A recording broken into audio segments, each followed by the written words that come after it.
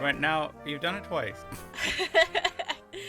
Uh-huh. So I assume you come in with a plan this time. Oh, I see. You assume I have a plan. Did you not expect to be doing the intro? I guess I did. Somewhere in the back of my All right, mind. so the new rule is you're just going to do all the intros for the... Okay. Cool, yeah, okay. Maybe remind me next time you're like, here's the recording link. By the way, remember you're doing the intro. Right. Okay, sorry. Welcome to Ain't Mythbehavin, the podcast about legends from people who are. I'm Anna Dominy, and I'm your regular and experienced host. And I'm joined as ever by my co-host and bitter... rival, maybe. Okay. I think you just stop at bitter. That's fine. Sadly, it's not a noun. Oh. Okay. I'm joined by my co-host and the human embodiment of bitterness, There you go. Mathew Shadon. Hello. How are you doing, Matthew? I'm good, Anna. How are you doing today? Yeah, not too bad. Have you done anything legendary this week? I don't know. For one more month, I've kept a baby alive. So that is. Does it get easier every month? No, I don't know. Oh. I mean, and I say I mean my wife and I, and mostly my wife. Yeah, I was gonna say you can only take at best half the credit, but probably more like 40%. You know, I'm gonna be honest here. I'm starting to get a bit bored with the whole fatherhood experience. Oh wow. Okay. Well, sadly, there's no like returns policy or that anything. Is something I've already checked. The NHS is very strict on that. No, I don't know. I'm not bored with it. It's just that Let's hope he never listens, and you've just ruled out yet one more fan. Well, it's behind a paywall, so I can say whatever I want. That baby doesn't have any money. Not if I can help it. Yeah. Does he know who his father is? Like, he's never gonna have any money. No, it's fine. He sat up recently. Like, sitting up was a big thing, and he started eating. That was the epic thing, is that I've been feeding him like solid food. Okay. Yes. So, but I think the next epic thing is in October. So a little over a month from now, Alice goes back to work, and then I'm a stay-at-home dad permanent, like just on my own. So you will take on legendary status because you'll be one of those rare mythical creatures. I know. Yeah. Exactly, like a rare unicorn or a Mothman. So, please don't eat his clothes. I don't think that'll be helpful. No, the Mothman's just here to help. Anyways, that's what they all say. Someday we'll do the legend of the Mothman. It's an American cryptozoological. I don't know if we should get into cryptozoology, but anyways. Well, those are legends. Kind of legends, yeah. I guess that would delineate it more from the Saint one, in that when we do Bible ones, it's in the same kind of ballpark. Yeah. Whereas I guess like with legend, it's like we're making the point that they're all made up. But yeah, I will announce today that I'm gonna not do some Bible ones for a while, because we did 3 Bible ones, and this is our 3rd Bible one, I think, at least. Okay, what was the flood Noah and one, then yeah. David, yeah. And David, and so I was like, I feel like we're too into the Bible, so I want to get into some other. I want to beat up on some other religions for a while, or get into some other mythology for a while. Oh, so we're gonna be we've had trouble with audience numbers, so we're gonna be expanding into the equal opportunity offenders market for all those free speech champions. Exactly, yeah. Listen to our anti-woke podcast. That's not what we are. That's not what we're doing here. Anyways, Anna, have you done anything epic or legendary lately? I kind of painted my bathroom. Oh, that sounds nice. It was not nice. I've had a vomiting bug, and I've been like, it's been a bit weird. It's at work. I've been like feeling really sick every time I have a work meeting. I think it's like just too much overexposure to Zoom, right? So now whenever I see people's faces, I just want to throw up. Sorry, I left my camera on. Thanks a lot for that. And if you're gonna show your face around here, Matthew, make more of an effort. Oh my gosh! Wow. So I felt like I was about to be sick. I had like 2 meetings back to back, and I sort of went to the loo between them. And in fact, I didn't feel like I was going to be sick. I felt fine, so I thought I would brush my teeth, and then just putting my toothbrush in my mouth, I was like, oh, that was a bad idea. So I was like, I started to throw up over the sink, and then I was like, oh, I don't want to block the sink. So I then tried to turn around and aim into the toilet, and I didn't make it. And Rookie I made move. such a mess. And Danny had followed me in to see if I was okay. Oh my God.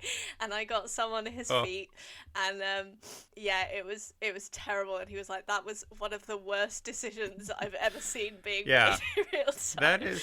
And this is a life lesson, and I hope anybody listening who's maybe never vomited before, as apparently Anna has never vomited before. If you find a fairly safe spot to vomit, stay there until you're sure it's all gone. That's the thing about vomiting, is it'll really sneak up on you. So if you're you got to commit to one spot unless you're really sure. And I don't feel like most of us don't have that level of confidence. And yeah, that was my Icarus moment. Very big hubris moment there for you. You're like, I can hold this vomit down while I turn slightly and open the toilet lid. Yeah. No, that was my reckoning with nature. But yeah, so me and Danny are still together, so that's pretty legendary after that, to be honest. Checking on Anna and Danny's relationship. Still good for the month of August. Yeah. Although, more straight now. Yeah. Well, I hope you feel better soon. Thanks. It's new job jitters, and you get, you should approach. Does our legend today have new job jitters? Is that where you were going with this? No, I was gonna say something nice. Jeez. I guess we'll just get into the episode. Oh my God. Yeah. Let's move on from that attempt.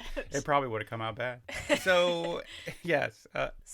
Matthew, who is today's legend is also new to his job and had some growing pains. There we go. So this is a continuation from last month's episode. Last month we talked about David, king, lover, serial killer. This week we are talking about his successor and his 10th son, King Solomon. Did all the other 9 sons die? Well, I think it's his 10th child, but yeah, his okay. So they were all girls. There were some who were older than him who were killed. We talked about them last month. Yes. And it's been a long month. Absalom, remember him? He was killed, and that's why David was really sad. And and Absalom had killed one of his other brothers, whose name escapes me right now. So collateral damage of having children is sometimes they take out the other children too. Are you worried about that? Because you come from quite a big family. Something you got to watch out for. Oh yeah, all the time. Got to keep an eye on all my siblings. Just every once in a while, one drops out of a tree and just attacks you. Well, actually, my sister used to play this game where sometimes, like in winter when it gets dark quite early on, if I was going into like a dark room, like say there was a light switch on the other side of the room from the door, she would like follow me in and just stand there really still in a kind of semi-obvious place, like next to the curtains or something, and then I would turn the light on and she'd just be there looking very creepy. I like this sister. Is this one of the sisters I've met? I don't think so. I think I only met the one sister and I forgot her name. Yeah, you've met Emily, who's the most similar to me. That sounds pretty similar to you, but cooler. Yeah, Lucy's cooler. Oh no, Lucy's way cooler. She's I don't know what's she done that's cool. She's currently like doing a kind of gap year, but in Britain. So she's like going around and working for bed and board in like hotels and stuff. And yeah, she lived on a boat for a while. Boat? That's always been my dream, to live on a boat. Here are top 5 places Matt's wanted to live. The moon. A boat, a lighthouse. Actually, just those 2. You just love the sea. Yeah, I feel like for you, maybe if you want to live in a boat in a lighthouse, you should just maybe move to anywhere that isn't Oxford. The most landlocked city. City from the sea. Yeah, I mean, actually, here's my dream: is to live in a lighthouse that's also in the middle of a city. So it just has to be lighthouse shaped for me. Yeah. Oh, okay. It's not about the isolation. Not about the isolation. No. I just want a cool looking house. I guess if I just lived in a tower. So that's the other thing. Tower is up there. Oh, right. Anyways. Yeah, good. So you've got 3 now. And house with your wife and child, number 1? That's about number 6. They didn't come to any of those houses. Anyways. Actually, houseboats, when we first moved to Oxford, or before we moved to Oxford, before I'd ever even been here really, I was looking at real estate listings and I was like, oh, we could live on a boat. And now that I've seen... They are as expensive as flats. Yeah. Well, now that I've seen them, I'm like, oh no, that's horrible. I would hate that. Yeah. Cool. It's not a good, I don't know. I guess like some people have more energy for doing random unnecessary tasks than I do. Like, oh, you have water that just comes out of a tap. Well, how about we just go for a walk and then carry a load of water on foot? Exactly. Yeah. Just somebody has to deliver fuel to your house. It's like, I'd rather that's just piped in. Thank you very much. My dad used to live on a boat, actually, and one of the things was like, and this is a funny thing that gets me, is like, people are like, oh, when you live on a boat, it's really eco-friendly. It's like, everything's powered by diesel. So, but it's like, oh, but you don't waste anything. And an example of this is, so my dad's washing up water would then be stored to flush the toilet with. So that if you did like, say you went to the toilet, it would always smell worse after you flushed than before, because it was like stagnant washing up water. So does this put you off a boat, or do you think you want to live on like a large? I want to live on a large boat. See, the only boats that I've seen that are like look really cool is if you walk along the Seine in Paris, there are these really big houseboats that seem like just like regular houses, but all floating. And I was like, that's what I want. I want all the amenities of living in a house, but I want no land underneath me. Yeah, whereas the ones here, then they're by definition narrow, because of having to be on the canal. So it's just, I need more space than that. Indeed. All right. Well, this was a weird aside. So yes, sorry. I'm sure we won't cut all of it out. There was some interest in there. Maybe I'll have to listen back to it and be like, oh, delete this whole episode. Where did Solomon live, Matthew? So Solomon lived in his Jerusalem. So here's the deal with Solomon. Solomon, like his father, is venerated in Judaism and Christianity for his wisdom, and in Islam he's considered a prophet. But the fabled ruler is one of the Bible's great unsolved mysteries. Archaeologists have struggled in vain to find conclusive proof that he actually existed, much like his father. Classic. There's most of all what we know about King Solomon comes from like the Bible and other religious texts. And other fictional documents. With no inscriptions or remnants of the magnificent palace and temple he's supposed to have built in Jerusalem 3,000 years ago, the Israelite king has sunk into the realm of myth. That's why he's on the podcast. Nice. Yeah. I see. Good justification. So most of what we know from Solomon comes from 2 Samuel, 1 Kings, and 2 Chronicles. I don't know why I didn't make it into 1 Chronicles. Weird, they only made it into the sequel. Yeah, I guess all the attention was on David. So. Yeah, and his name means peaceful and friend of God. So that's nice. Oh, that's nice. So was he a very peaceful, chilled person who did lots of good, nice things? Again, he was a king, so. I see. Yeah. So the inherited violence of privilege. Yeah. So he was the second child of David and Bathsheba. We remember the first child was murdered because... I thought you said he was the 10th child. He was the 10th child of David. Oh, I see. And so remember, David had like 6 wives and a number of children. And so Solomon is like the 10th. And so, but he's the second child by him and Bathsheba, his last wife. Right. So the first child was murdered because God was upset with David, which, guess that makes sense. If you're... Yeah, this is why, Matthew, you got to look out and make sure you're always pleasing God, just in case. Solomon had 3 named full brothers, born to Bathsheba: Nathan, Shammua, and Shoab, besides 6 known older half-brothers. A big family. Big family. Yeah, I relate. So Solomon became king after David became sick and died. The conventional dates of Solomon's reign are derived from biblical chronology and are set around 970. Oh, because the Earth being 4,000 years old, right? So this is just, he's gotten in on the ground floor. He's only 3,000 years after the Earth's born. No, wait, not like 1,000 years after the Earth's created. So is that right? Wait, there's 4,000 years and then anyways, forget it. The math on that. I was trying to make a witty interjection and I've just confused you.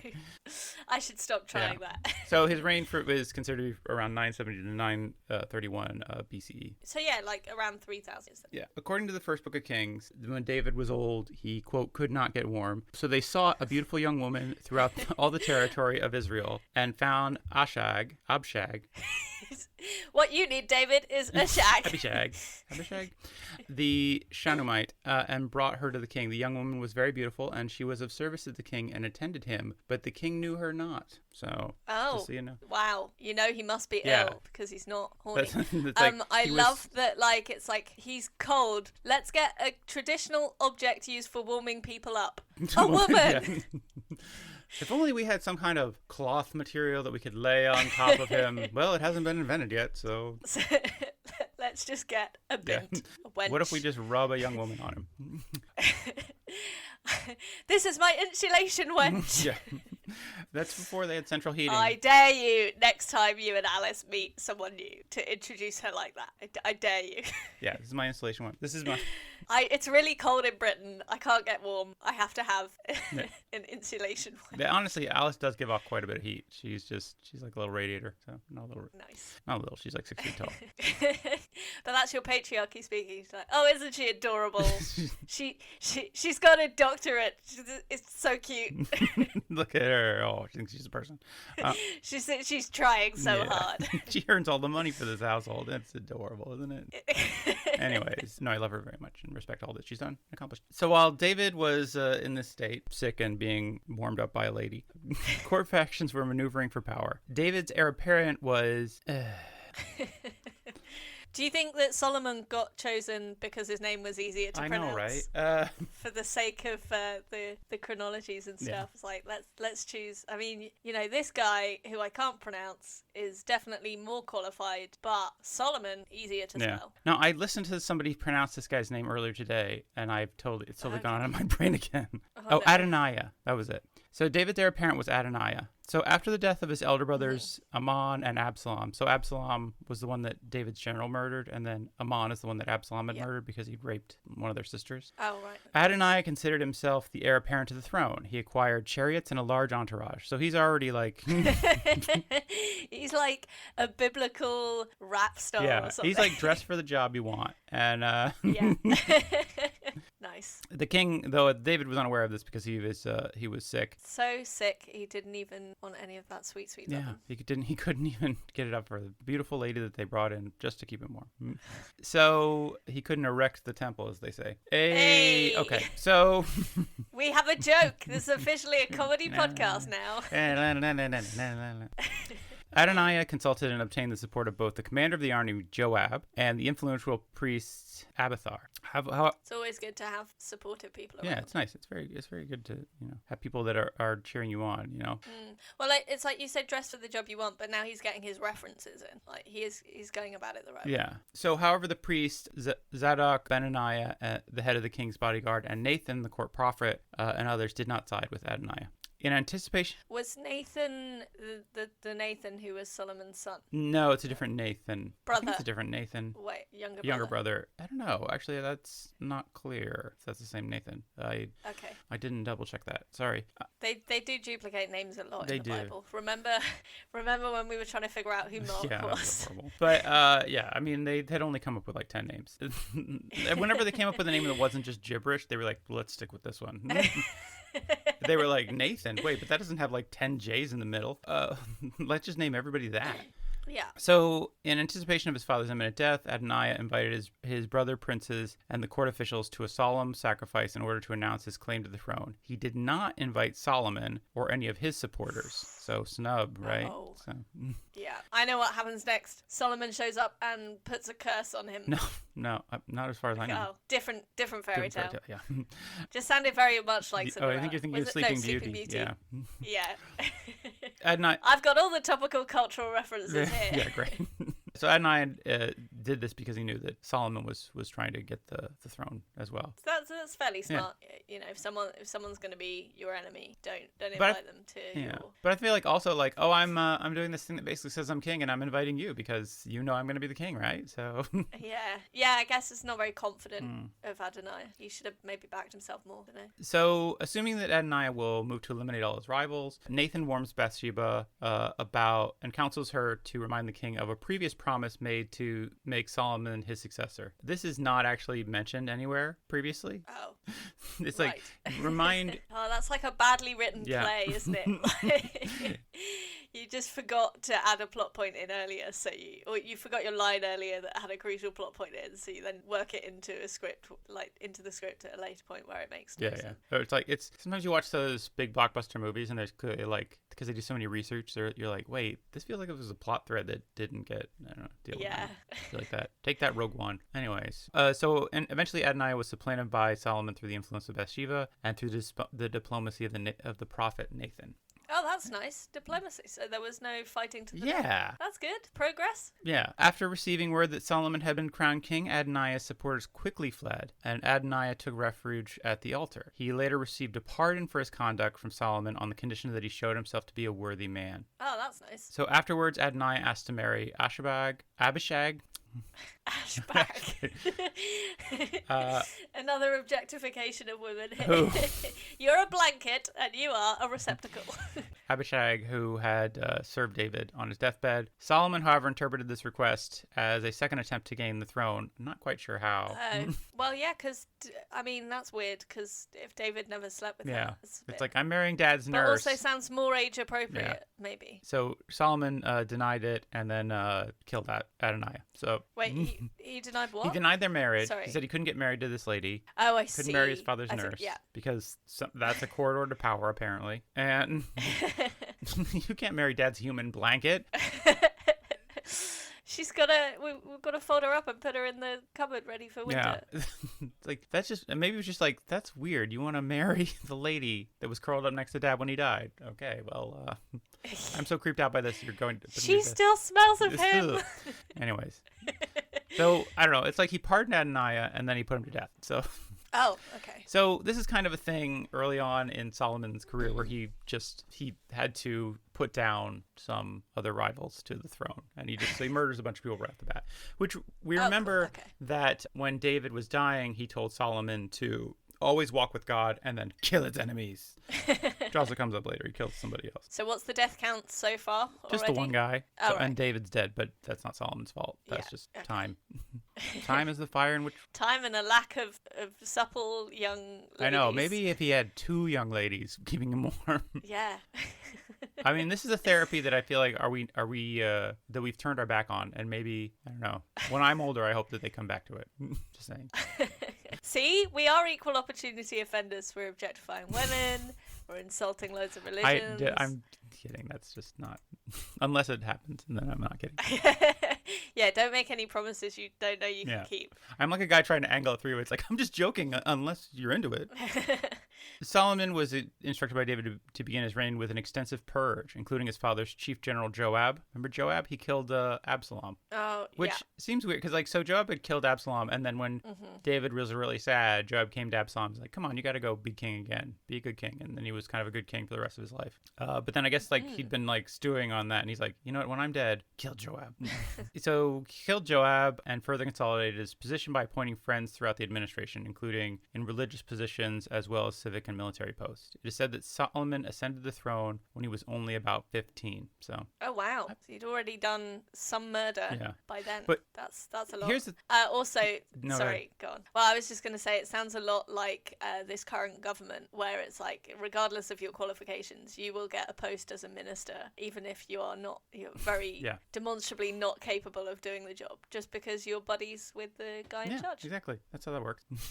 Turns out terrible governments do shit like that. Also, the thing is, he's 15, so he's appointing his friends, and I'm like, what kind of shitty? They're all 15 as well. It's like a teenage government. Well, that's adorable. Yeah.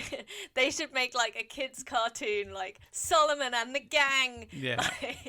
And they're all just these little chumps. Yeah. No homework. I like your trainers so you can be culture secretary. Yeah, exactly. Well, we're passing a law that we're allowed to skateboard wherever we want.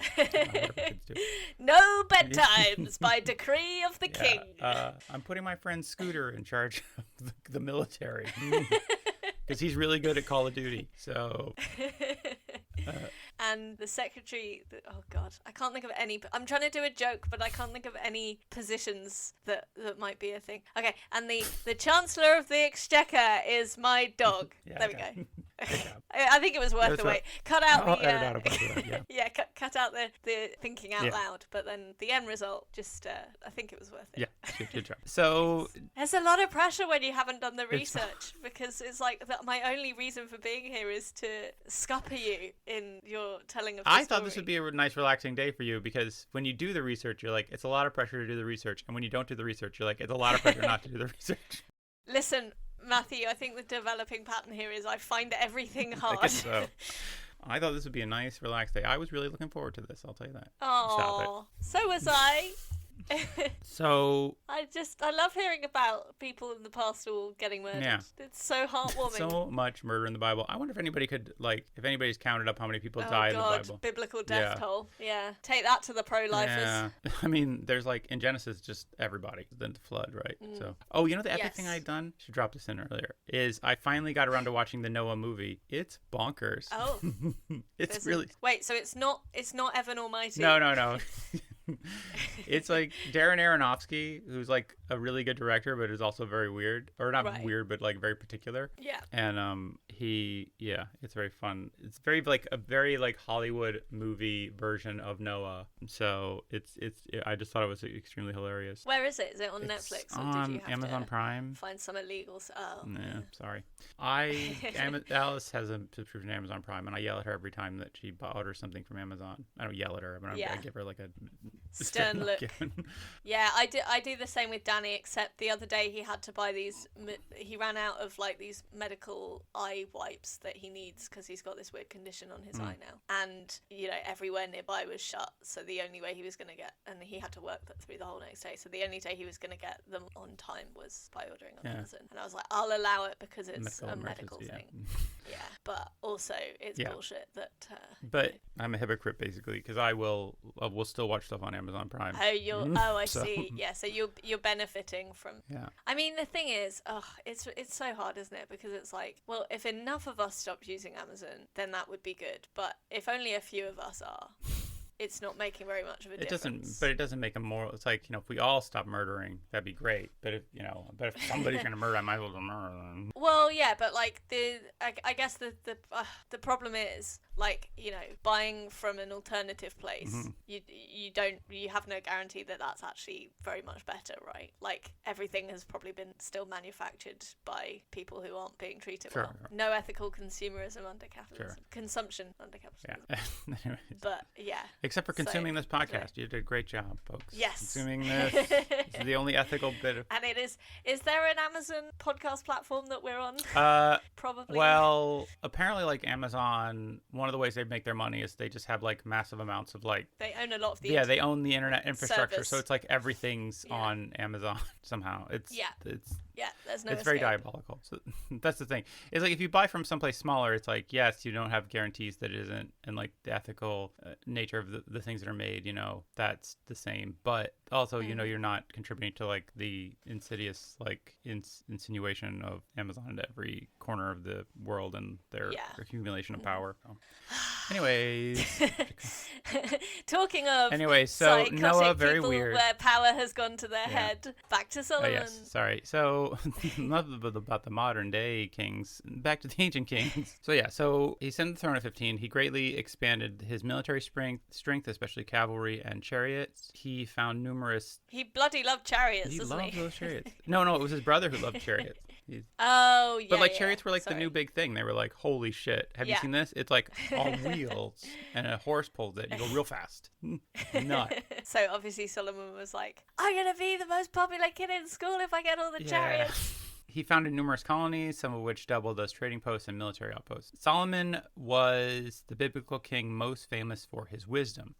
Yeah, I was going to say, I mean, I did know that in the back of my mind, but also, like, doing all these founding outposts and stuff, like, it sounds like he was pretty with it for a 15-year-old. Oh, yeah. Like, he must have been a massive nerd as a child, just reading up on, like, how to do military strategy and run a country. I guess so, yeah. I mean, he's just wise, right? So, Yeah, child prodigy. Yeah, prodigy.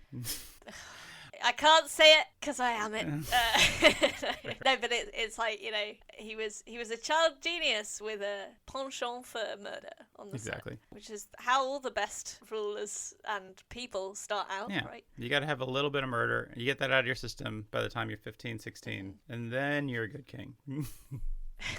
So he's most famous for his wisdom. In 1 Kings, he sacrificed to God, and God later appeared to him in a dream, asking what Solomon wanted from God. It must have been a good sacrifice. Solomon. What was it? Doesn't say.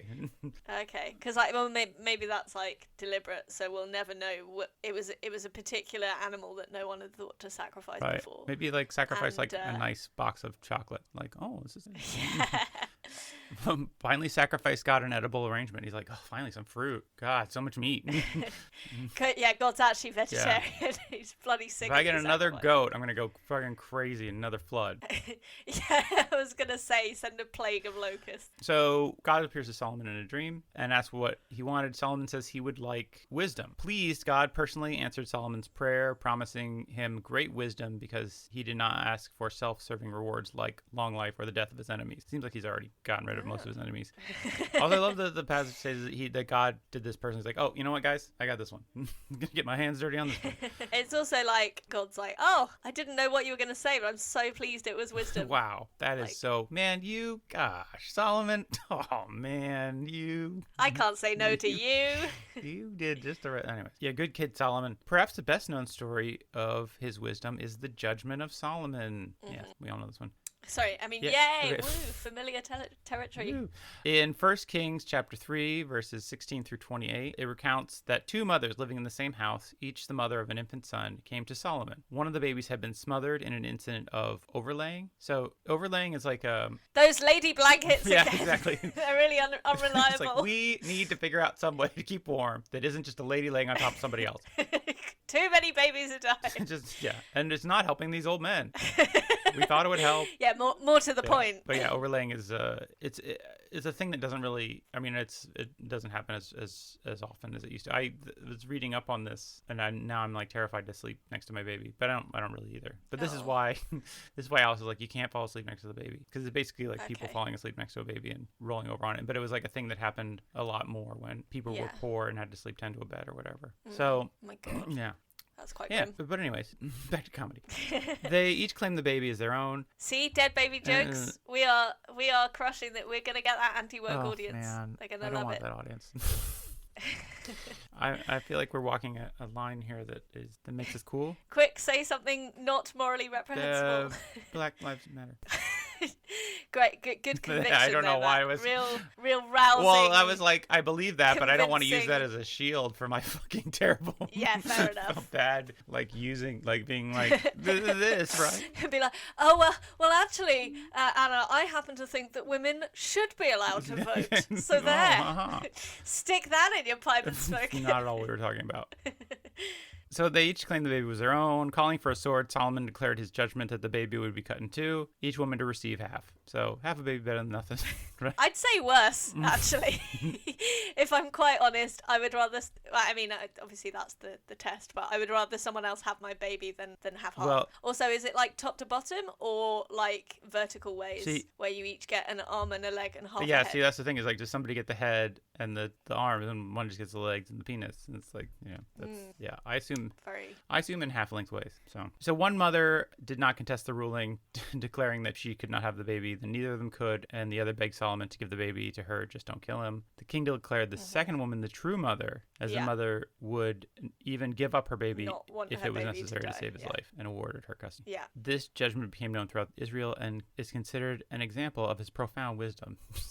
Okay, so it's not just like it wasn't supposed to be the only wise thing he did. Yeah, but it was the only one I could. But it's like exemplary. Yeah. Also, like it must be a real bummer to have a reputation as a wise king, right? Because people bring. It sounds like arguing over whose baby it is doesn't really seem like that's his job.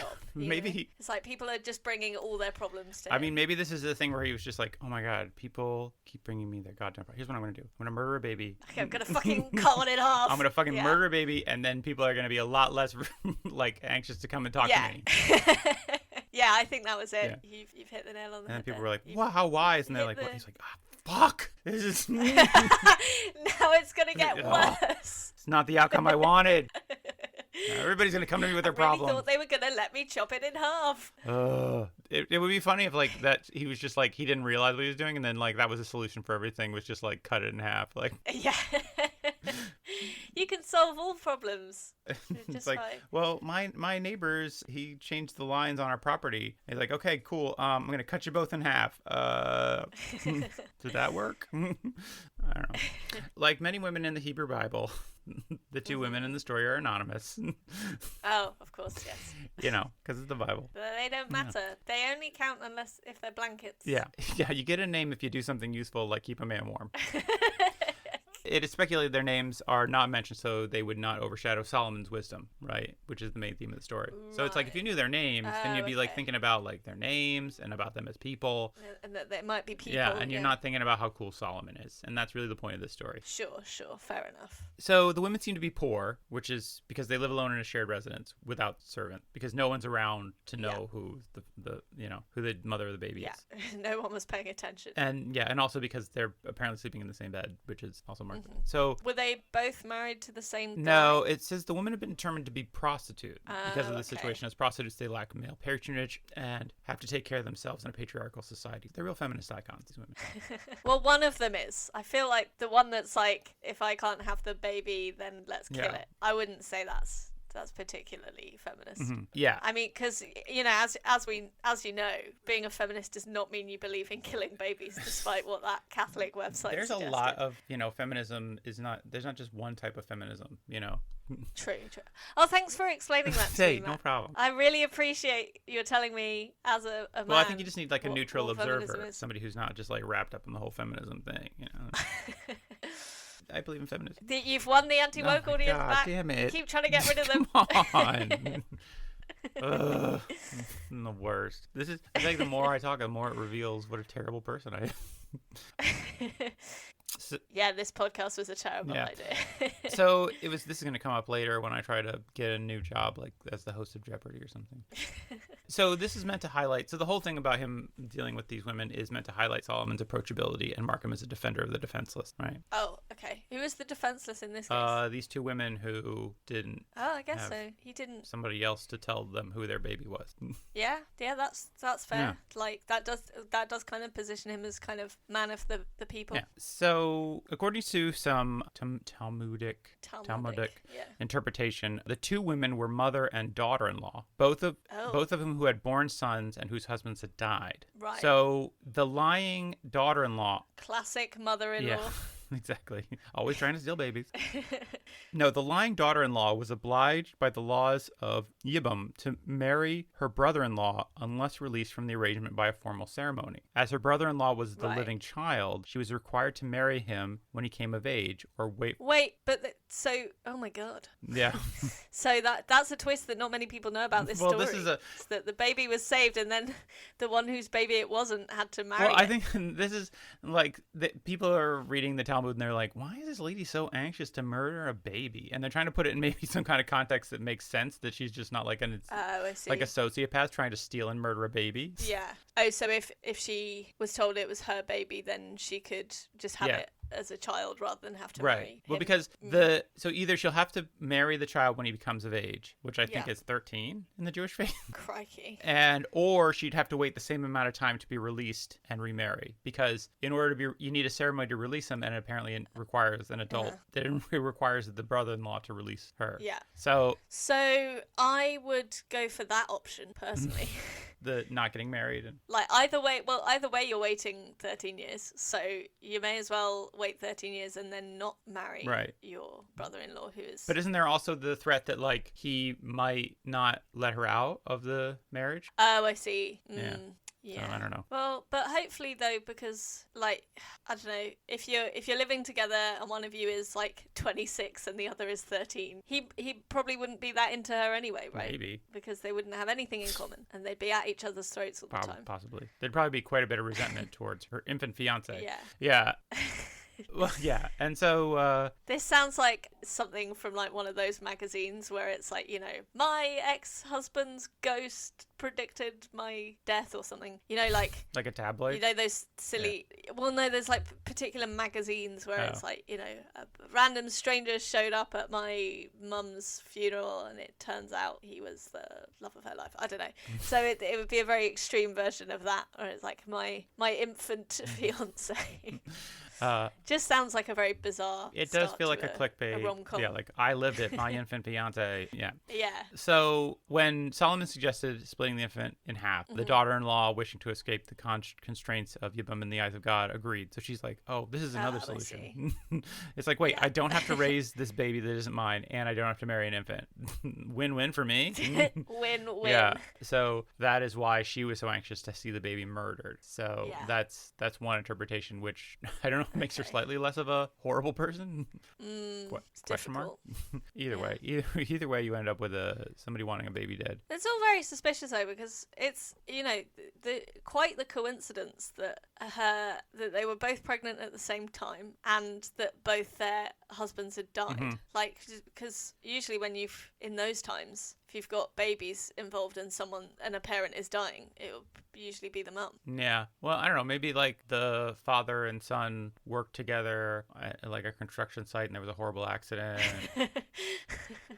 That just... Oh, they were in charge of procuring chariots and it was very dangerous. Yeah. They were in a chariot accident together. They were riding together in a chariot. Just experimental chariot. They were in one of those... Second leading cause of death behind childbirth in those They were like, times. what about chariot with one wheel? And it turned out that didn't work out at all.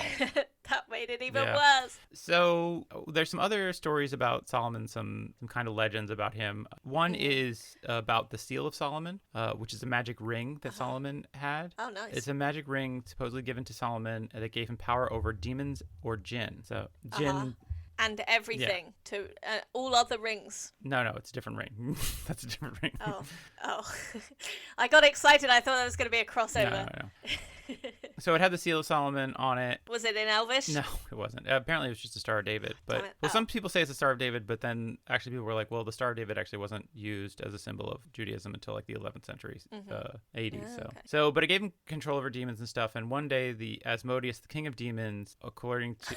I'm sorry, there's a king of demons? Why not? Why aren't we hearing about him? Well, maybe that'll be a future episode. I mean, if you think about it, if we look at how bad kings have been so far, imagine when your starting point is demon. Yeah. And you are king of the demons. I don't know. Maybe he was tough but fair. He was like, he was definitely chopping babies in half. That king. Yeah, not just threatening to.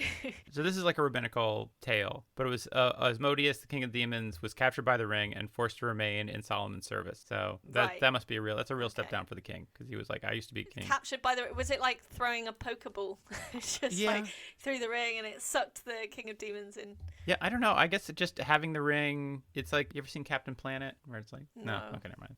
Yeah, I guess it's probably more like a Pokeball. I'm trying to meet you on your level, Anna. That's part of the charm of this, is that our cultural references barely overlap at all. Yeah, see, our cultural references are so mismatched that we have to go back to like prehistory in order to find some common ground. As a starting point, yeah. So in one tale, I guess, so like Solomon, when all this other stuff is going on, he also has the king of demons just kind of hanging out. So he must have been extra wise, to be able to do all his stuff and, come up with solutions to problems while also dealing with his demons. Yeah. There's a tale where Asmodeus brought a man with two heads from under the earth to show Solomon. Hey, look what I found! Stop. Come here, check this out. Look, this guy's got two heads. Isn't that crazy? Anyways, I just wanted to show it to you.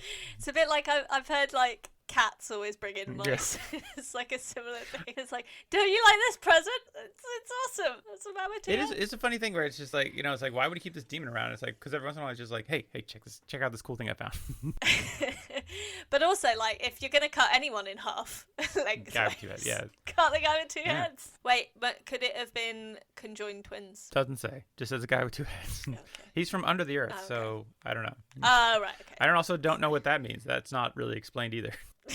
So he showed him to Solomon, and the man, unable to return, which this is shitty for him. Like, but I had a whole life back there under the earth, and it's like, sorry, can't take it back. I just wanted to show you to Solomon. Yeah, I wanted to have a quick show and tell with the king, and now you're on your own here on the surface. Sorry.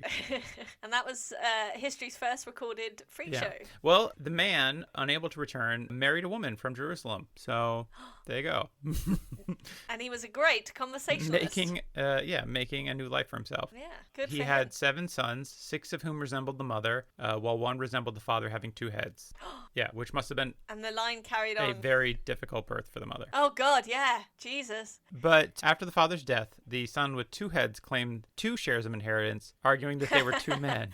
Yeah. Solomon decided that. Well, there we go. Could have been conjoined, although I don't think it's genetics. So No. it's odd. Yeah. Very odd. Well, that's the thing. He's just a man with two heads. Maybe he came from a place on the earth where everybody has two heads. So. Yeah, true. Also, I like that, like, I can see where this is going now, and it's like, oh, I thought that my demon was just bringing me a cool thing to show me, and now I have to deal with another claim, a problem where people are arguing about their inheritance. Jesus Christ, can we just cut this guy in half? No?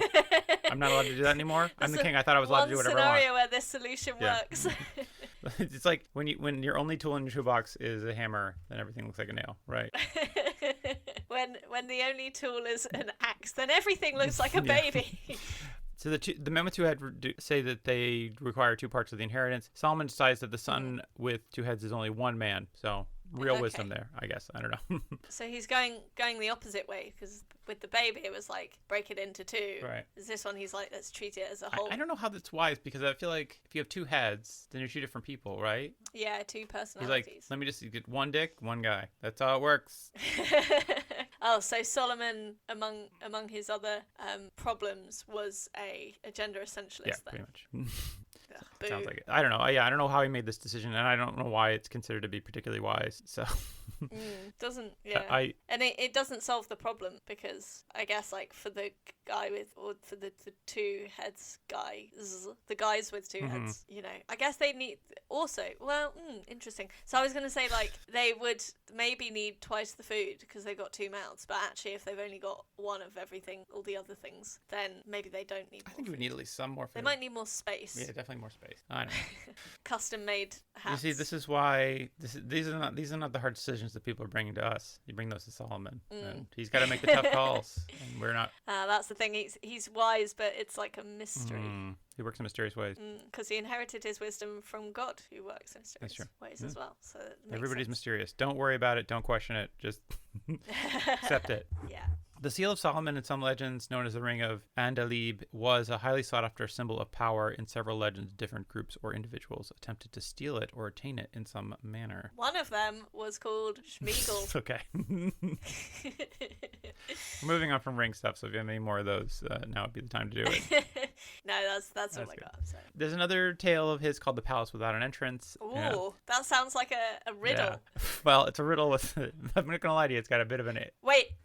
There wasn't a door. No one could get in. Did he cut it in half? Yeah, just like, my sword. Cutting this whole palace in half.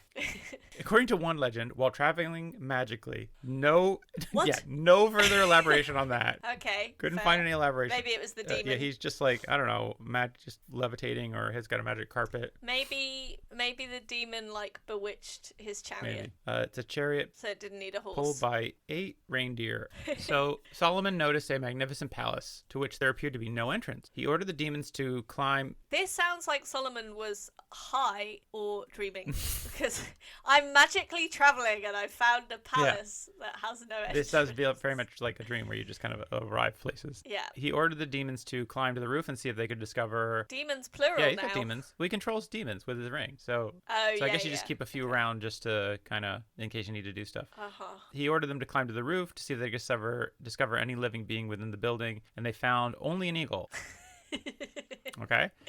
Which said that it was 700 years old, but that it never... Hello! I'm an eagle and I'm 700 years old! Is that what it sounded like? Yeah, that's pretty much it. That's pretty spot on. Yeah. Which is also what that wasn't actually me talking, that was you doing your British accent. Pretty solid. But the 700-year-old eagle said he had never seen an entrance. An elder brother of the eagle, who was 900 years old, he was like, what's going on? Huh? We got visitors! Oh. Was then found, I guess, probably asleep somewhere, but also did not... Was this all they were just talking through the windows? I guess they're on top of... I assume there was like a nest. Oh, so the eagles weren't in the They're building? on the building, yeah. I guess they're... Oh, okay. I was going to say, because that would have required, like, the eggs to be there when the building was made, and then they just hatched. Guess. And then what would they eat? Who knows? It doesn't really say where this is, but it seems to be in some kind of desert. Oh, okay. So the elder brother was 900, and when he was found, he said he also didn't know the entrance. And he's like, entrance? Never seen an entrance. And I've been here 900 years. You might want to talk to my older... Never in my life. You might want to talk to my older brother. who's 1,100 Well, years the older old. brother was 1,300 years old. No. So the eldest brother was 1,300 years old, and What the fuck is going on? What is this? I don't know. This is a story of how Solomon discovered some very powerful hallucinogenics. Apparently. Or somebody did. Me and my demon friends. We were talking to birds. They were very old birds, so they learned how to talk. Very old birds. So the 13-year-old brother then declared... 1,300-year-old brother then declared that he had been informed by his father that there was a... How old was he? I don't know. That guy's... 5,000! It's like, well, where's your dad? It's like, he's dead. I just told you I'm Idiot. 1,300 years old. Our father is dead. That there was a door on the west side. Oh, so it didn't not have an entrance. Well, they just hadn't looked very See, the far. problem was... Surrounded by a magical Well, swamp. it had been hidden by sand that had drifted by the wind. So yeah, it was... It's like, well, there doesn't seem to be a door. There's this one wall that has a big pile of sand in front of it, but probably no door there. Wow. Yeah. So, having discovered the entrance, Solomon found an idol inside that had in its mouth a silver tablet saying in Greek, which it's noted in the account that a language that thought by modern scholars not to have Hadn't been existed invented 1,000 years by then. before then. So, Yeah. there'd be no reason it was written in Greek. Yeah, that's the least plausible thing about Yeah. this. The statue was of Shaddad, son of Ad, and that he had reigned over 1 million cities, rode 1 million horses, and under it 1 million vassals, and slew 1 million warriors, yet he could not resist the angel of death. Oh, Yeah. wow. Think okay. about that. So, Wow. I mean, hey, just sit in that for a minute. Think about it. if you're... Think about it. So you're a genocidalist who gets buried in a palace with a hidden door that gets blocked up by It's a sand. very long-lived eagles. Yeah. See. What? Okay, so what is this about? Okay. Well, think about it. How have you been, Matthew? Are you I'm okay? good. No, I'm fine. What? I'm fine. So you were like, oh, What is this really about? you were like, this is just some goofy tale about a guy who got high and thought he was talking to eagles. And like, no, now it's a reflection on mortality and our humanness, right? So are you familiar with the... We basically should be eagles if we want to Yeah, live. that's the thing. Are you familiar with the poem Ozymandias? I know of it. Okay. That's as much as my cultural references extend. This is the same. I have This heard is it. basically the same moral of the poem Ozymandias. Was it Byron? I think, yeah. Shelley? Oh, Byron. shit. Fuck. Oh, now I sounded smart and then I couldn't remember. Yeah, well, you can just cut this out. It's the genius Shelley. of It editing. was- You'd be like, yes, but oh no. All right. Okay, was it It was Shelley? Yeah. So Percy Shelley, he wrote this poem Ozymandias about a guy who comes across a statue that says, "I am Ozymandias, king of kings. Look upon my works, you mighty in despair." But it's just like a broken statue in the middle of a desert.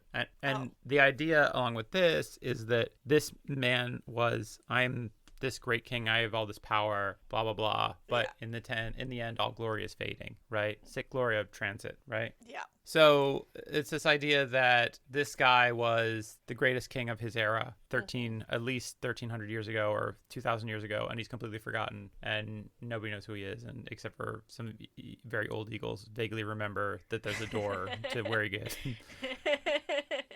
Well, there must be a door somewhere because of that genocidalist king who lived here. That guy should add. Oh, he was a piece of shit. But yeah, no, I feel like everyone involved in this story is exaggerating things. So, like, maybe the eagle was only 13, and instead of millions of things, this king had, like, hundreds. Sure. I mean, this is all exaggeration. I mean, I forgot to say this, and I think I bring it up later, but, like... Did the palace have 1 million windows? No.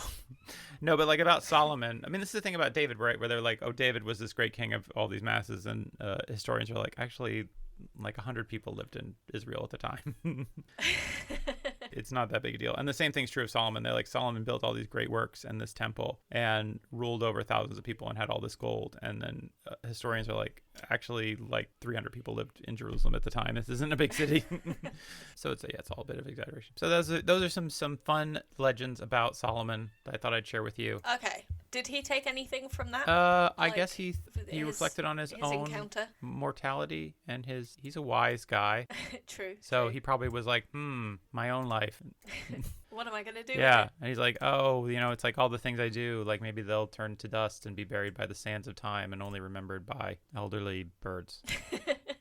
That's something we should all keep in mind. Yeah. So according to the Hebrew Bible, the Israelite monarchy gained its highest splendor and wealth during Solomon's reign of 40 years. In a single year, according to 1 Kings chapter 10, verse 14, Solomon collected tributes amounting to 666.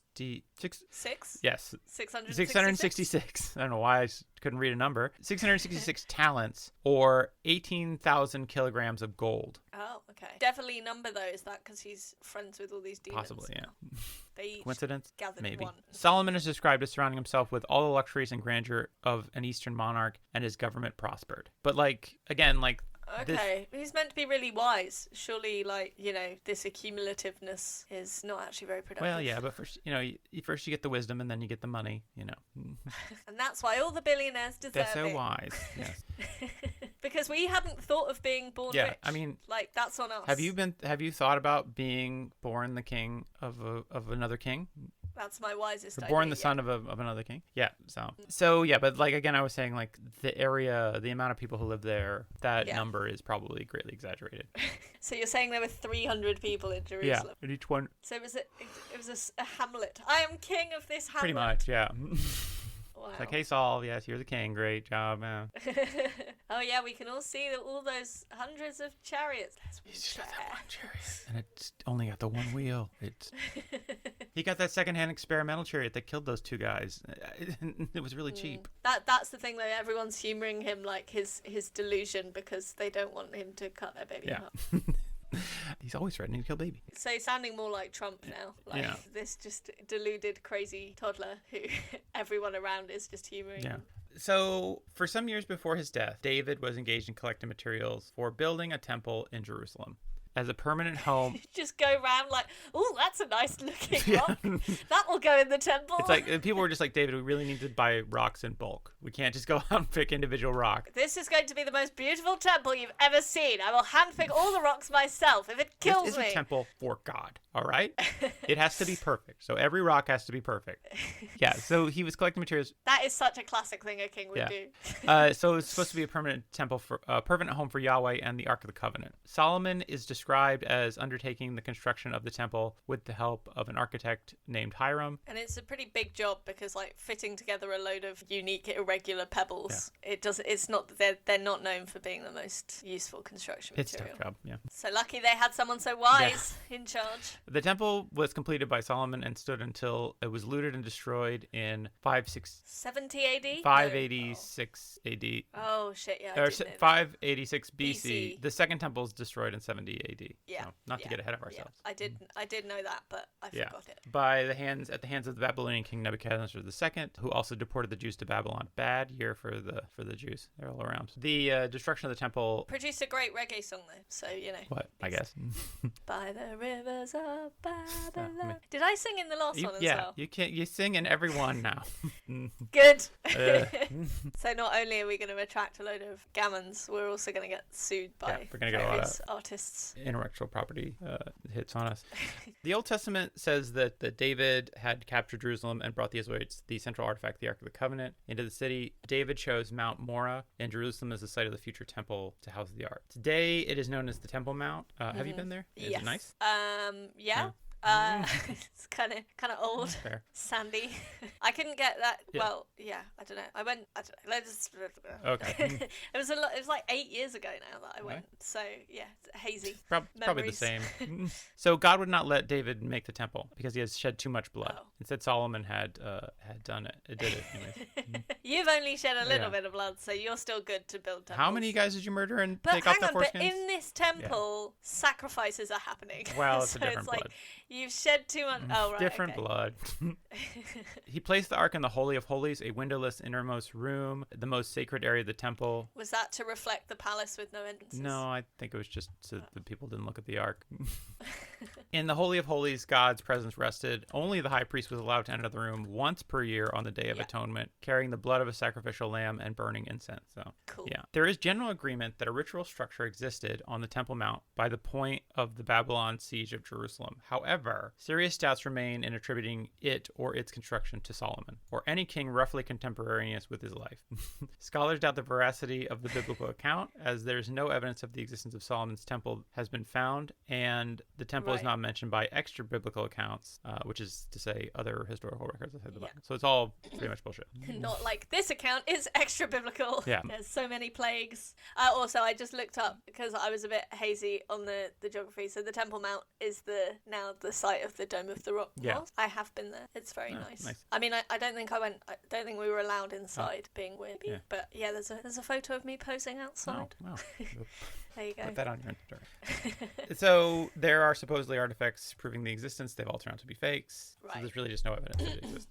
Because of religious and political sensitivities involved, no archaeological excavations and only limited surface surveys of the Temple Mount have been conducted. So there's no solid archaeological evidence of the existence of Solomon's temple. So okay, or of him at all. No. But why would you make up a temple? I don't know. I mean, the temple existed. Tax reasons. Yeah.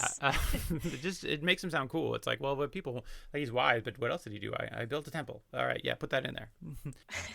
Most people consider that I don't know. I think most archaeologists agree that the temple was probably built around the 7th century BC, so hundreds of years after he died. Oh, okay. But so it's just assigned to him. It's not really, yeah. Oh, actually, this was Israel Finkelstein and Neil Asher Shibelman. They argue that it was built in 7 BCE, and the temple should not be assigned to Solomon, whom they see as little more than a small town hill country chieftain, which is kind of a sick burn on him. Yeah. He's just one of them hill folk chieftains. What a hit. You're getting ideas above yourself, boy. Getting above your raisin. So the first temple Solomon built, second temple was built and then destroyed in 700 BC, and then there is the legend of the third temple, which has not been built. So the third temple is mentioned in, I think, either the Book of Revelations or some part of the Bible as preceding the return of the Messiah. Probably the Book of Revelations. Yeah, it's I forget where it is. It's one of I think it's in one of the other prophet books or something. But like the idea is that the third temple will be built, and at that time it will be a sign, or it'll be a place where Jesus will rule from, right? Mm-hmm. And I only bring this up because it's one of the more fucked up things about evangelicalism, which is that there are a lot of evangelical Christians in America who are very invested in Israel because they really want the Jews to control Jerusalem, because they really want them to build this third temple, because they really want Jesus to come back. So they have this view of foreign policy as such that Israel should control Jerusalem for no other reason than that this will usher in the end of days. Wow. And like a lot of Jews are very much like, thanks for your support. We will be using your money to persecute the people who lived here before. I mean, it's just like, Israelis are like, it's nice that you care. We do not really like your motivations, though. We're not super cool with this, because in the Book of Revelations it says that like a third of Jews convert, a third are, I guess, just continue being Jews, and then a third are just killed. And I think that that the Jewish people are like, that's not a great outcome for us. I don't like the conditions of this financial gift here. So it's just a very weird and gross thing that that evangelicals are very much like, we'll get that third temple built. It's wild that like it's essentially a cult, but it's so big and like mainstream, and like you wouldn't have like and you would hope that no one would take seriously like a politician who was like, well, we got to bear the Scientologists' ideas in mind when we make this policy, but yet it's like, oh well, we got to keep these evangelical Christians happy. It's like, what? Send them back to school. Exactly. It's such a weird and fucked up thing that is just a thing of American evangelical Christian communities. It's so dumb. But they're very much invested in this. And I was reading that the Mormons in particular think that the third temple in Jerusalem will be where Jesus rules the Eastern Hemisphere, and then the Western Hemisphere will be ruled from Missouri. So So are they trying to build a temple? They have a temple there already. Okay. There are actually two sects of Mormonism that have two competing temples, I think, in different parts of Missouri, and they both have So the third temple is expected to have a throne for Jesus to sit on when he's visiting. Yeah. and ruling the Western Hemisphere. When he flies, he's going to fly American Airlines exactly. from Jerusalem to Missouri. He will just travel magically, as Solomon did. Oh, yes. I don't know. It's very silly. I just like the idea of like, yes, the temple in Jerusalem, and then also the temple in Springfield, Missouri. Forget what place it was in. Is it Independence, Missouri? I don't know. Freedom, Missouri. It's really, really weird. Anyways, I've been reading some Bill Bryson recently, and he always like describes small American towns as like, you know, it's like I went to some village. I think it was called like Backwater, Illinois, or something, and it's like they get progressively more ridiculous. Yeah, that sounds about right. Here it is. Third temple, Independence, Missouri. It's Independence, Missouri. So yeah, and so from that place in Missouri is where, I mean, I think in the Mormon faith, and I forget if I'm misremembering this, but who gives a shit? They believe the Garden of Eden is also in Missouri. So, or was in Missouri. So, cool. I don't know if you've ever been to Missouri. It seems like not the place that. Anyways, it's a perfectly nice place, I suppose. Yeah. I mean, it's all linked up, isn't it? Because, well, like, you know, just the complete lack of grasp of like how anything works, just astounding. It's pretty fun. Yeah, and that's bled into vaccine denial too. So, yeah. Yeah. Wow. So, according to the Bible, Solomon had 700 wives. Which, let's remember, is more than twice the size of the actual population. Yeah, I wish, yeah. Are you sure he didn't just have 700 blankets and it's been miscommunicated? And by wives, I mean really nice blankets. That's, it's like, dude, are you fucking that blanket? Like, no, it's my wife. It's like those weird guys who like date pillows. I don't know. I don't know. You haven't introduced me to that many of your friends. Maybe that's my circle of friends. They have their Japanese sex pillows. Anyways. Oh, we've just lost the Japanese sex pillow contingent as well. That was like half our audience. We're relying too heavily on the anti-woke crowd. I don't even know who this podcast is for except for us. Our subscriber numbers would confirm that. So Solomon had 700 wives and 300 concubines. So he had a little something on the side. I feel like you can't, if you can't be satisfied with the 700 wives that you have, you're not going to find it amongst the concubines. And how an extra 300. How insulting must that be for the concubines to be like, you can't marry me, like you can't, like I'm just your side piece. Yeah, it's hurtful. Not ready to make that commitment that he's made to 700 other women. Yeah, it's not you, it's me. Yeah. Can I say 700 wives? Like that is over 2 full years of just marriages. 2 birthdays a year as well to remember. Oh my God, I didn't think about that. Sorry, 2 birthdays a day. 2 birthdays a day. Yeah. And like and are you remembering the concubines' birthdays too? I feel like you got to remember those too. No, he pays him to shut up. You got his friend. You don't have a birthday present, you get your fee. Yeah. I mean, there's got to be just like people who are just keeping track of them. I mean, to be fair, if you got 700 wives and 300 concubines, like the hours for the concubines must be pretty long. Yeah. So it's almost like every day's your birthday. Yeah. There's only like 1, maybe 2 days a year where your services are required. They're just hanging out in one of those big harem rooms with a bunch of their friends. Yeah, it's having a great time. Just laying on pillows, being fanned by eunuchs, eating grapes. Solomon, feminist icon. That's the thing. There we go. The wives were described as foreign princesses, including the Pharaoh's daughter, the women of Moab, Ammon, and just a bunch of different places. Can I also say that one of the funnier parts of the Wikipedia page is like wives, and it's like listed as like 700, and it's like children 3. So he must have been wise. He found some kind of pre-modern science contraception that was really effective. Or he was shooting blanks, and he just kept he just wouldn't admit that it was his fault. He's like, it's your fault, wife. I'm getting a new wife. This wife will be. Yeah. That was probably more likely. Yeah. Also, so being a princess, you'd think would be privileged, right? And it's like, no, in these times, if you're a princess, it means you're going to be trafficked into Solomon's palace. Yeah. By the sounds of it. So his marriage to the Pharaoh's daughters appears to have cemented a political alliance with Egypt, whereas he clung to his other wives and concubines, quote, in love. Oh, so yes, these were not like he meant it. Like he was in love with all 700 of these women, except for the Pharaoh's daughter. That was like a business thing. Yeah. It's like, I'm a lover, not a fighter. Exactly. Who's got time to fight when you have 1,000 women? Jesus. In a brief, unelaborated, and enigmatic passage in the Hebrew Bible, there's a description of how the fame of Solomon's wisdom and wealth spread so far and wide that the Queen of Sheba decided that she should meet him. The queen is described as visiting with a number of gifts, including gold, spices, and precious stones. And blankets. No blankets. Sorry. Blanket technology had not reached Sheba yet either. When Solomon... Wait, so there weren't women in Sheba? Yeah. And in return, Solomon gave her, quote, all she desired, whatever so she asked, and she left satisfied. Okay. Whether the passage is simply to provide a brief token, foreign witness of Solomon's wealth and wisdom, or whether it's meant to be something more significant to the queen's visit. No one knows. Yeah. Nevertheless, the visit of the Queen of Sheba has become the subject of numerous stories. So Sheba is typically identified as Saba, a nation once spanning the Red Sea on the coast of what are now Eritrea, Somalia, Ethiopia, and Yemen. In a rabbinical account, Solomon was accustomed to ordering the living creatures of the world to dance before him. Okay. Because rabbinical accounts say that Solomon had been given control over all living things by Yahweh. But one day, upon discovering that the mountain cock, or hoopy, was absent. I don't know what that. He summoned. I will make the cock dance. It's like, wait. Every bird is here except for that mountain cock. I want that guy in my office now.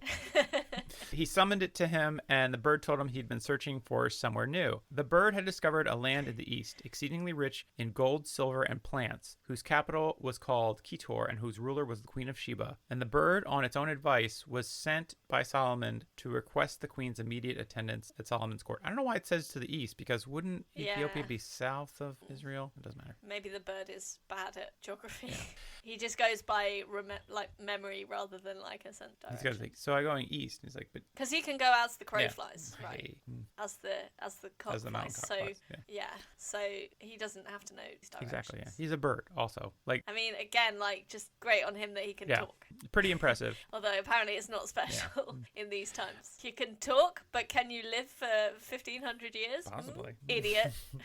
In Ethiopian accounts from the 14th century, they maintain that the Queen of Sheba had sexual relations with King Solomon and gave birth to a child. Ethiopian tradition has a detailed account of the affair. They've got some the positions. Okay. So there is evidence from not the Bible that Solomon existed. Well, this is from the 14th century. So this is 2,000 years after the fact. Yeah. But the child was a son who went on to become Menelik I, king of Aksum, and founded a dynasty that would reign as first a Jewish, then a Christian empire in Ethiopia for over 2,900 years, until Haile Selassie was overthrown in 1974. Wow. So is there evidence of that guy, Solomon's son? Menelik I? Yeah. Maybe, I guess. Probably. That guy probably exists. Okay. Or some king, but whether he was the son of Solomon or whatever is unknown. Guess we'll never know.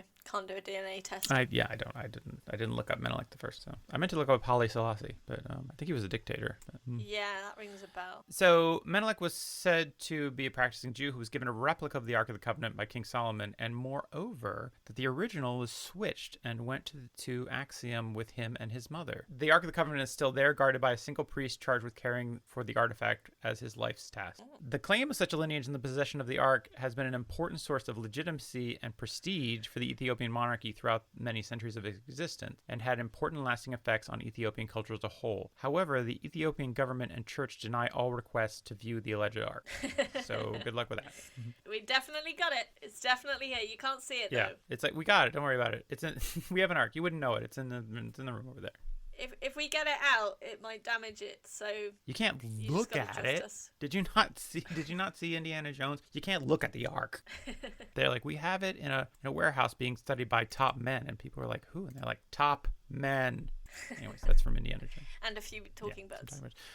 The only wife mentioned by name. So this is, again, very on brand for the Bible, which is there are 1,000 women vaguely referenced. And 0.1% of them are important enough to have including like the Queen of Sheba and Pharaoh's daughter. Like neither of those get a name. Well, they're just referred to. But at least you kind of know who they are. I know. The only wife mentioned by name is Naamah, the Ammonite, mother of Solomon's successor, Rehoboam. Rehoboam. Yeah.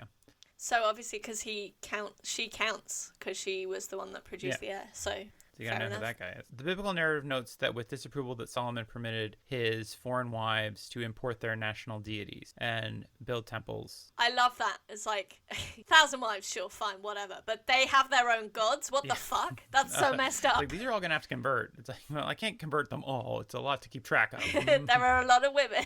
But he allowed them to build temples for themselves. So. Oh, that's cool. Jewish scribes say that Solomon's teacher was Shammai, and while he lived, he prevented Solomon Solomon from marrying foreign wives. The Talmud Right. says, for as long as Shammai, the son of Jurah, was alive, Solomon did not marry the daughter of Pharaoh. It says that Shammai is mentioned as one of David's tormentors during his flight before Absalom. So when he was running from Absalom near the end of his reign, or before he kills Absalom. And as imploring and winning David's forgiveness when the latter returned. So after David returned to power, he forgave.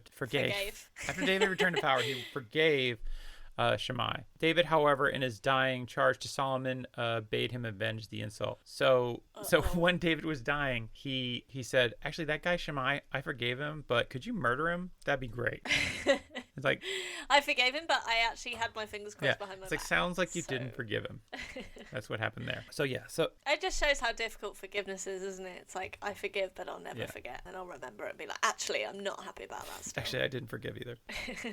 Forgive him for that, or remember forever, and have your kid kill them. And eventually avenge, yeah. So Solomon's execution of Shammai was his first descent into sin. Really? Well, I thought he'd killed a bunch of other people. Yeah, but those were justified. Oh, right. So that was him becoming a king, right? This is just him killing a guy for no good reason. Well, it's his dad's dying wish. Yeah, I don't know. Well, either way. But what's a good reason in this it's hard universe? It's hard to put a finger on what counts as a good reason. Yeah, it's like that murder, not Actually, okay. This one, fine. Now that I think I guess the thing is, if it was to become king, it wasn't a murder, it was an assassination. So therefore, it's a different kind of act.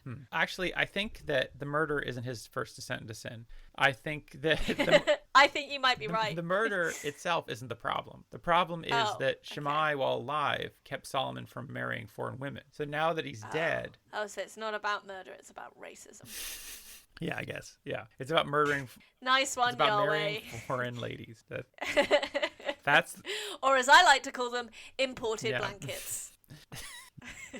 According to 1 Kings chapter 11, verse 4, Solomon's wives had turned his heart after other gods, their own national deities to whom Solomon built temples, thus incurring divine anger and retribution in the form of the division of his kingdom after Solomon's death. Oh, but so he wasn't that wise then? Yeah. Because surely, like Yahweh, felt like Yahweh giving him his wisdom. Yeah. He probably would have thought that he could deduce that wouldn't be something that Yahweh would want. I mean, you would think with wisdom, it'd be like, that having that many wives is going to be a problem. Like, you can't, nobody's got the emotional energy for that many relationships, Also, though, actually, counterpoint to what I just said, maybe the wisdom was that he wasn't racist and he was, pluralist. And that is actually the wise thing. Perhaps. But then maybe God didn't, predict that. It's like, oh shit, now I've got to punish him. Yeah. He's too smart for his own good. Too wise for his own good. I mean, I do feel like in a world where you're taking 1,000 women off the market. In a world of... I feel like that... magic traveling and 1,000-year-old eagles and palaces with no Right, okay.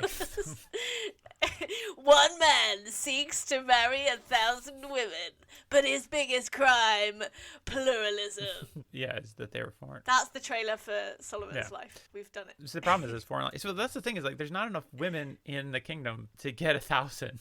So how you're gonna have to go outside of the kingdom. You got to import those blankets. But it's like I don't know. Otherwise, you're leaving a lot of single guys. Like, well, I would like to get married, but Solomon took all the women. Solomon took all the women. Yeah. Think how cold those guys must be. Oh my God, they're freezing every night.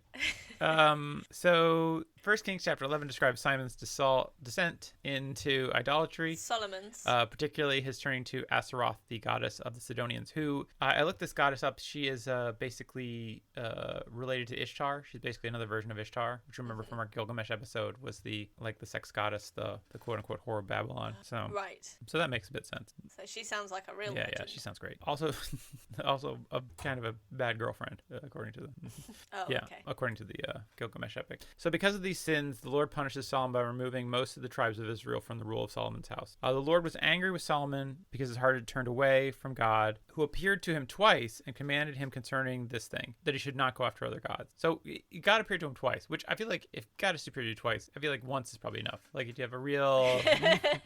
like if God shows up, it's just like, I'm very serious here because I'm God and I'm all powerful. And if I have to come back a second time... This is going to be bad for you. Yeah. It suggests God's losing his touch, really. It really undermines the power of God when you have to come back twice. Yeah. Humiliating. It really is. Therefore the Lord said to Solomon, since this has been your practice, and you have kept my covenant and my statutes that I have commanded you, I will surely tear the kingdom from you and will give it to your servant. Yet for the sake of David your father... The demon king. I guess. Yet, for the sake of your father David, who was a great we guy. love David. David who never did anything wrong.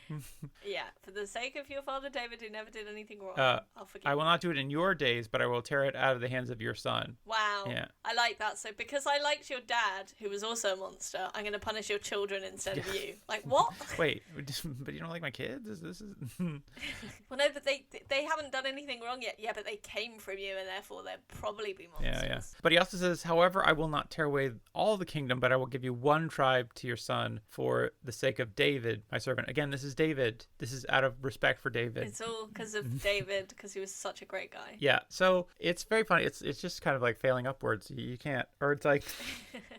This is a classic dude in power where it's just like you can have a lot taken away from you, but you never get it all taken away. Yeah, it's like you still get a small kingdom. Oh, there's a branch of literary analysis that examines the Bible called higher criticism. So the story of Solomon falling in idolatry was something added in about 641 or 609 BC because they wanted to kind of discredit Solomon in the end because they wanted to justify later reforms by a future king. They wanted to be like, Solomon is all wise and perfect. We can't change those teachings. We can't challenge those teachings. Because you can't build on perfection. Yeah, so if we say like, hey, actually, he was kind of good up to a point, so we can change this. I don't know. It's a whole thing. So, whatever. All this is stupid. So according to the Bible, Solomon is the last ruler of the United Kingdom of Israel. After a reign of 40 years, he dies of natural causes around 60 years of age, which is pretty old for, I guess. Wait, hang on. But I thought he was 15 when he first reign of ruled. 40 years, around 60, yeah. So that would make him 55. Well, it's around 40 years. I don't know. Oh, okay. Give or take. Give or take 5 years, right? Upon Solomon's death, his son, what is it? Rehoboam succeeds. Who I think has a champagne bottle named after him, like a big one.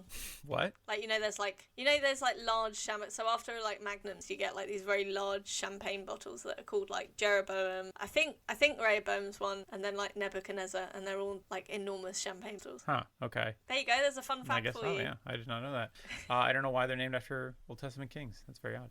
Probably because if you drank all of that, you'd probably have a murderous rage. Probably. It's a biblical amount of booze to drink. If you spilled it on the floor, there would be a flood. So Rehoboam succeeds him. The assembly for the coronation of Solomon's successor Rehoboam was called at Shechem, the sacred historic city of in the territory of the 10 tribes. Before the coronation took place, the assembly requested certain reforms in the policy followed by Rehoboam's father Solomon. The reforms requested would materially reduce the royal exchequer and hence his power to continue the magnificence of Solomon's court. So basically, the old man of the council said, hey, your dad had a pretty swanky court.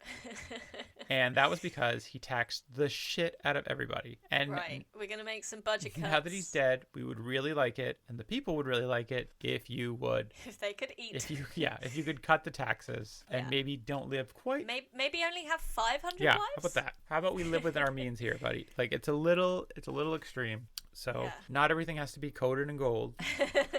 Especially not the wives. Yeah. That really doesn't help. No, it doesn't. They don't like that. Yeah, some of those wives were just statues. They were just... the numbers were padded out with some cardboard cutouts, frankly. He never noticed because there were so many. Exactly. I mean, it must be like if you want to duck Solomon, if you're one of those wives, you could probably like get away with meeting him just the one time at your wedding, and then Also, like, what a busy calendar, just to have those weddings. That's what I'm saying. Yeah. So he probably by even the 100th one would have been so tired he wouldn't have noticed that his bride was a cardboard cutout. Exactly. I, Solomon, take you. What's her name again? I'm just going to call you. I, Solomon, take you, number 605, to be one of my lawfully wedded wives. They're just walking around with name tags every time. Hello, my beloved wife. What's that say? Steven? All right, whatever. So the council said, hey, cut the taxes because your dad lived a bit too extravagant a life. However, the new king sought the advice of the young people he'd grown up with. So basically the privileged kids who had lived in this extravagant court, who advised the king to show no weakness to the people and in fact tax them even more. Oh, God. Which he did. Yeah, so his friends were like, actually, I've gotten quite accustomed to this lifestyle, so it's time to live it up. However, the 10 tribes of Israel refused to accept him as king, splitting the united monarchy in the northern kingdom of Israel under Jeroboam, while Rehoboam continued to reign over much of the smaller southern kingdom of Judea. Henceforth, the two kingdoms were never again united. He ruled for 17 years, and he had only 18 wives and 60 concubines, so... Oh, so really modest, actually. But he did have 28 sons and 60 daughters. Oh, so much more productive. Yeah. I mean, he was doing a lot more with a lot less. Yeah, for sure. And that's why he needed to raise the taxes just to, provide for those children. Yeah, he was like, my dad had 1,000 wives or 700 wives and 300 concubines. It's like, and I'm going to need more tax money because I'm going to even outdo that in the end. 18 wives, 60 concubines. I mean, who could even live like that? It's unconscionable. Yeah. And then when he died, he was buried by his ancestors in Jerusalem and was succeeded by his son Abiam. So anyways, so yeah. So I like that the curse of like, oh, your kingdom's going to split up. It wasn't through like some natural disaster or something. It was just because of greed. Yeah, it's basically like, he could have kept it going if he hadn't been such an asshole. So good lesson there. I think so too. Yeah. But there's one last thing, which I don't know if I have the energy to get into, but Solomon was traditionally considered to be the author of several biblical books, including the Book of Proverbs, the Song of Solomon, Ecclesiastes, and the Song of Solomon. Yeah. Well, and that's meant to be a sexy one. That is the sexy book of the Bible. So Solomon's which makes a lot of sense given how many blankets he has. So yeah, Song of Solomon, if for anyone who doesn't know, also called the Song of Songs, is unique in the Hebrew Bible because it has nothing to do with laws or stories of the Bible or anything to do with God. Just about sex and It's just a collection of love poems about these two. It's just basically a collection of poems that are these two lovers that are in love and want to have sex and do so. And that was the wisest thing he'd ever said. And some people say, so in Jewish tradition, it is considered to be not an erotic. So there are these religious interpretations where it's just like, this is not an erotic piece of art, because why would that be in the Bible, right? God forbid. But it is more to do with like God's love for his people. God has a massive boner for humanity. Or like Jesus's love for it's really weird. Ugh. There is a lot of creepiness in that kind of strand. Like, Jesus is all the boyfriend I'll ever need. So yeah, the Song of Solomon is basically interpreted to be like God wants to put his love inside you. That's what's happening there. He wants to fill you up with the Holy Spirit. Cosmic penis. Yeah, or he wants to, fill you up with the Holy Spirit, or maybe spray the Holy Spirit all over your face. I don't know, whatever. Oh. Now that nobody's listening.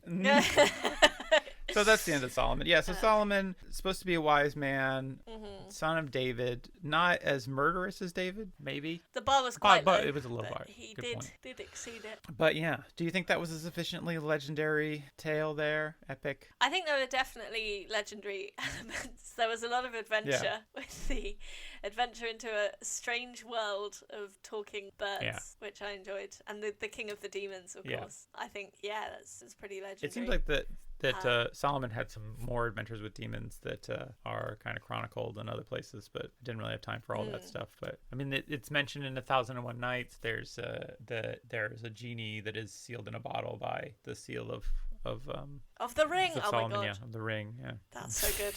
Yes, the one ring to rule them all. Yeah. So what you're telling me is Solomon knew Robin Williams. That's cool. Exactly. Yeah. But do you think? He was. Do you think he's a heroic figure, this Solomon? I think just, if he really knew 1,000 names. That is impressive. Or was able to keep up the pretense of knowing who his wife... Like, it would be like, are you a wife or a concubine? And then the wife might be like, actually, I'm a concubine, just so that she would get some money. Right. To be just keeping all that admin was quite impressive. That is, yeah. A legendary level. You definitely need an assistant for that. Just be somebody who's just like, is that one of my wives? And they're like, sir, that's a statue. Oh. Is that one of my wives? No, that is an actual blanket. No, I'm serious now. It's like, you know how like politicians will have somebody who stands behind them when they're like greeting a bunch of people and be like, this is so and so. This is the foreign secretary of Sweden. Yeah. You played golf with him once, or like he's really into Mad Men. I don't know. The TV show. Yeah. But yeah, so that's he's got somebody just like behind, like as he's getting into bed with a woman, he's got somebody going like, all right, this is your 53rd wife, Alice. I love that. I couldn't think of a woman's name. Called her Alice. Who's someone else I know with multiple wives, and what's her name? Oh, Alice. Yeah. Okay. Sorry, I mean like has had more than one wife. I didn't mean to accuse you of I don't have multiple wives. No. I should say fun. Like Judith. This is your 53rd wife, Judith. Yeah, very good biblical yeah, name. So yeah. Anyways, yeah. Yeah. No. So also though, I think like a legendary, like if you think about how shit David was, to have God be like, you're such a piece of shit, but for the sake of your dad, I'll go easy on you. Like, he must have done, like, I don't know, I feel like, again, it just illustrates how nonsensical the biblical morality is. Right. Where it's like, genocide of foreign nations I could forgive, but you have allowed foreign women to bring their statues into my country. Fuck you and your children and your descendants. Yeah. You know, it's like, it's mad. So, therefore, you know, in the spirit of like my enemy's enemy is my friend, I think that Solomon is probably of the biblical ones so far. It sounds like he's probably the best. Yeah, I mean it is, because it is like I said, like they wanted to undo, like this is like later people justifying undoing certain rules. I'm not exactly certain what these are, but and so they're like, okay, so we have to make Solomon still a good guy, but not perfect, but also need to justify that his line still rules Israel or Judea, I guess, at that point, you know. So we have to they have to really thread this needle where he's bad, but there's also like there's justification because he's of David's bloodline. Yeah, it's a bit like, you know, when politicians like resign in disgrace, but then they get to be like the head of a bank or whatever. It's like, you're so privileged, you've really messed up, and so what that means is you're going to have to earn money somewhere else, but you'll still get lots of money and you'll be fine. You just don't get quite as much power, or maybe more power. Yeah. Yeah. So it's that thing. It's some real falling upwards here for the privileged upper classes. Yeah. So. Which is what we're all about here at Mythbehavin. And that's the myth of the meritocracy again. Once again, it turned out the real myth here was that there's accountability for the rich. Well, Anna, thank you for taking this journey with me today. Thank you for taking me on the journey. It's a magical traveling that we did together. It's a magical traveling to a fortress with no door. We couldn't get out this episode. Which is true. That's borne out by the fact it's been nearly 2.5 hours now. But yeah, next month, something less biblical. Hopefully some easier to pronounce names. And you've jinxed it now. We'll see. But that's my own hubris. So. Excellent. Good linking it back to the legend. Yeah. Cool. Well, thank you, Matthew. Yeah. Thanks, Anna. And have an epic day. Have a legendary month. Yeah. Bye. Bye.